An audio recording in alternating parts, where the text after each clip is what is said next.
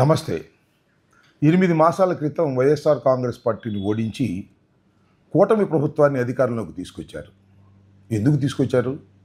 వారిచ్చినటువంటి హామీలను అమలు చేయటానికి, లేదా వారి మేనిఫెస్టోని అమలు చేయటానికా, లేక చంద్రబాబు నాయుడు గారి కుమారుడైనటువంటి లోకేష్ గారు రచించినటువంటి రెడ్ బుక్ని అమలు చేయటానికా అనేది అర్థం కాని పరిస్థితిగా ఉంది. ఎందుకంటే నిన్ననే వంశీని అరెస్ట్ చేశారు, కోర్టులో ప్రొడ్యూస్ చేశారు. చాలా పండుగ చేసుకున్నారంటే నమ్మండి.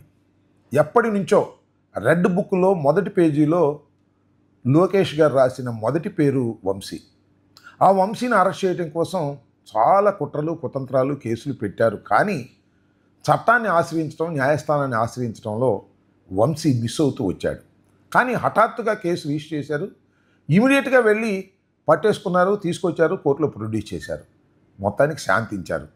ఒక విధంగా ఈనాడు, ఆంధ్రజ్యోతి, ఎల్లో మీడియా, చంద్రబాబు నాయుడు, లోకేష్ యొక్క చుట్టుపక్కల ఉన్న మిత్రులు పండుగ చేసుకున్నారంటే నమ్మండి. కక్ష తీర్చుకునేటటువంటి కార్యక్రమాలు చేస్తున్నారు.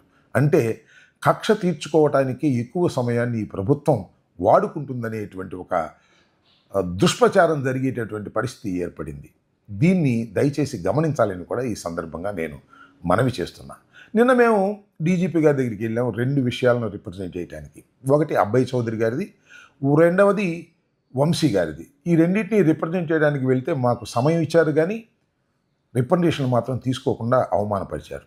మేము చాలా అవమానంగా ఫీల్ అయ్యాం. ఆ విషయాన్ని కూడా మీడియాలో చెప్పాం. ఇవాళ చింతమనేని ప్రభాకర్ గారు మాట్లాడుతున్నాడు, చాలా విషయాలు మాట్లాడాడు. ఆయన కోపం వచ్చేట్టుంది. నేను నిన్న మాట్లాడినప్పుడు చింతమనేని ప్రభాకర్ గారి గురించి అంతా తెలుసు అన్నాను. నాకేం తెలుసు ఏమిటి అని ఆయన కోపం వచ్చి నన్ను కూడా కొన్ని మాట్లాడినాడు. ఏమన్నాడు ఒక మాట చూడండి. రాత్రి ఏమో కాంబాబునంట, పొగలేమో రాంబాబునంట. మరి రాత్రి కాంబాబుగా ఉండటానికి నాకేం సహాయం చేశాడో నాకు అర్థం కాల. నేను చెప్పింది అదే, అందరికీ తెలుసు అంటే నీ నోటి దూల అందరికీ తెలుసు అని. పోయినసారి తెలుగుదేశం ప్రభుత్వం డ్యామేజ్ కావడానికి తమరి నోటి దూల కూడా ఒక కారణం అనే విషయాన్ని మీరు గమనించకపోతే మనం ఏం చేస్తాం? 8 మాసాలు కాముగా ఉన్నారు. 8 మాసాల తర్వాత మీ నిజ స్వరూపాన్ని బయటపెట్టే కార్యక్రమం చేస్తున్నారు. అబ్బాయి చౌదరి గారి కారు కాస్త అడ్డం ఉందని రాష్ట్ర సమస్య చేశారే, ఆయన మీద హత్యా ప్రయత్నం కేసే పెట్టే కార్యక్రమం చేస్తున్నారే. ప్రభుత్వం మీ చేతిలో ఉంది కదా అని మీరు ఉపయోగించుకుని ఏది పడితే అది చేయాలని అనుకుంటే ప్రభుత్వం శాశ్వతంగా మీకు ఉంటుందా అనేది ఒకసారి గుర్తుపెట్టుకోండి. ఒకసారి గెలిచారు, ఒకసారి ఓడారు, మీ ప్రభుత్వం పక్కకు పోయింది. అప్పుడు కూడా మీకు అనుభవం రాకపోతే ఏం చేస్తాం చెప్పాలని కూడా ఈ సందర్భంగా మనం చేస్తాం. అంతేకాదు, మళ్ళీ నా మీద కోపం వచ్చేసి ఎక్కడి దాకా వెళ్ళాడంటే, కోడెల శివప్రసాద్ గారి మరణానికి నేనే కారణం అన్నాడు. నేను జగన్మోహన్ రెడ్డి గారు కారణమని, ఆయన మీద అపవాదులు వేయటం వల్ల ఆయన ఆత్మహత్య చేసుకున్నాడని, 306 కేసు పెట్టి కంప్లైంట్ పెట్టి నన్ను లోపలేపిస్తాననేటువంటి మాటలు కూడా మాట్లాడారు. ఎందుకయ్యా చింతమనేని వారు ఊరిని సొల్లు కబుర్లు చెబుతారు? చట్టం అంగీకరిస్తే అది నిజమైతే పెట్టని కేసు పెట్టి అరెస్ట్ చేయని చూద్దాం. ఎందుకు ఊరిని సొల్లు మాటలు మాట్లాడే కార్యక్రమం, ఏదో మిమ్మల్ని ఏదో అన్నానని చెప్పేసి లేనిపోని విషయాలన్నీ మాట్లాడేటువంటి ప్రయత్నం దయచేసి చేయవద్దని కూడా మనవి చేస్తున్నాం. అంతేకాదు, హోంమంత్రి గారు కూడా మాట్లాడారు. హోంమంత్రి గారు చింతమనేని ప్రభాకర్ గారు ఏమన్నారంటే, రాంబాబు గారు ఓడగొట్టిన నాగలదుంప ఆయనకి ఎందుకు ఇవ్వాలి అనే మాట ఆయన మాట్లాడాడు. ఆయన ఏం మాట్లాడారంటే, మేము అపోజిషన్లో ఉన్నప్పుడు మమ్మల్ని కనీసం గేటు కూడా తాకనివ్వలేదు, మేము కనీసం గేట్ అయినా తాకనించామనేటువంటి మాట మాట్లాడుతున్నారు. ఏం మాటలు ఇవి? అపోజిషన్లో ఎవరున్నా డీజీపీని కలుసుకోవచ్చు, రిప్రజెంటేషన్ చేయవచ్చు.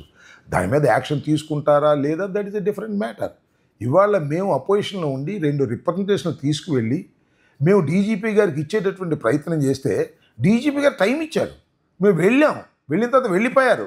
సరే, ఎక్కడివ్వాలి, ఎవరికి ఇవ్వాలి కనీసం చెప్పకోకుండా వెళ్ళిపోయారు, అవమానపరిచారు అనేటువంటిది మా అభిప్రాయం. దాన్ని నేను స్పష్టంగా చెప్పాను. దానికి హోంమంత్రి గారు మాట్లాడుతున్నారు తప్ప డీజీపీ గారి ఆఫీసు మాత్రం ఏమీ స్పందించడం వల్ల. అంటే దాని అర్థం ఏంటి? పోయినసారి హోంమంత్రి గారిని గేటు కూడా తాకనివ్వలేదు కాబట్టి ఈసారి వచ్చేవాళ్ళు ఎవరిని ఎలవ్ చేయమాకండి హోంమంత్రి గారు చెబితే డీజీపీ గారు చేసినట్టుగా అర్థమవుతుంది. ఇది కరెక్ట్ అయినటువంటి విధానం కాదు, ప్రజాస్వామ్య విరుద్ధమైనది. ప్రభుత్వాలు మారుతుంటాయి. వాళ్ళు హోంమంత్రి ఉంటుంది, రేపు ఇంకొకళ్ళు వస్తారు, మేము అధికారంలోకి రావచ్చు, వాళ్ళ అధికారం నుంచి దిగిపోవచ్చు. ఇలాంటివి చాలా జరుగుతాయి. కానీ IPS officer is IPS officer. కానీ ఐపీఎస్ ఆఫీసర్ గారు ఈ విధంగా ప్రవర్తించడం అనేది చట్ట వ్యతిరేకమైందే కాక ఆక్షేపణీయమైంది అని కూడా ఈ సందర్భంగా నేను మనవి చేస్తున్నాను. ఓ మాట చెప్పేయండి, డీజీపీ గారు వైఎస్ఆర్ కాంగ్రెస్ పార్టీ వారి దగ్గర నుంచి రిప్రజెంటేషన్ తీసుకుంటే చంద్రబాబు నాయుడు గారు, లోకేష్ గారు, హోంమంత్రి గారు అంగీకరించడం లేదు కాబట్టి మేము వారి దగ్గర నుంచి రిప్రజెంటేషన్ తీసుకోము అని చెప్పండి. ఇవ్వటం మానేస్తాం. లేదంటే బయట ఒక బాక్స్ పెట్టి లోపలికి రావద్దు, గేటు దగ్గరే వైసీపీ వాళ్ళు రిప్రజెంటేషన్ లోపల వేసి వెళ్ళమని చెప్పండి. ఆ కన్నా చేస్తాం. క్లారిటీ లేకోకుండా ప్రజాస్వామ్యంలో ఎలాగా మాకు ఏదైనా ఇబ్బంది వస్తుంది, రక్షణ కావాల్సి వస్తుంది, ఎస్పీ గారికి చెప్తాం, తర్వాత డీజీపీ గారికి చెప్తాం. ఇది ప్రజాస్వామ్య పద్ధతులు. ఈ పద్ధతులను కూడా మీరు పాటించకపోతే మేము ఎవరికి చెప్పుకోవాలి? హోంమంత్రికి చెప్పాలా, ముఖ్యమంత్రికి చెప్పాలా? చెప్పండి. లేకపోతే న్యాయస్థానానికి వెళ్ళాలా? దీనికోసం న్యాయస్థానానికి వెళ్ళి డీజీపీ గారి ఇంటర్వ్యూ ఇప్పించవలసిందిగా న్యాయస్థానాన్ని కోరటం సమంజసంగా ఉంటుందా? కాబట్టి డీజీపీ గారు పునరాలోచించుకోవాలి. నిన్న జరిగిన సంఘటన మీద మాకు స్పష్టమైనటువంటి భావన కలిగే విధంగా మీరు ఒక ప్రకటన చేయాల్సిన అవసరం ఉంటుందని కూడా నేను మనవి చేస్తున్నాను. లేదు మేము ప్రకటన చేయము, ప్రకటన చేస్తే మమ్మల్ని లోకేష్ ఒప్పుకోడు, ప్రకటన చేస్తే మా హోంమంత్రి ఒప్పుకోరు అనుకుంటే అది మీ ఇష్టం. కానీ స్పష్టత కావలసినటువంటి అవసరం ఉందని కూడా ఈ సందర్భంగా నేను మనవి చేస్తూ ఇంకొక విషయాన్ని ఇక్కడ చెప్పదలుచుకున్నాను. ఇవాళ వంశీని అరెస్ట్ చేసింది గన్నవరం తెలుగుదేశం పార్టీ మీద దాడి కేసులో కాదని, అది కేవలం ఒక ఫాల్స్ కేసు, మొన్ననే పెట్టి అరెస్ట్ చేసినటువంటి కేసు అనేది ప్రజలు గమనించాలని కూడా ఈ సందర్భంగా నేను మీ ద్వారా వారికి చెప్పదలుచుకున్నాను. ధన్యవాదాలు.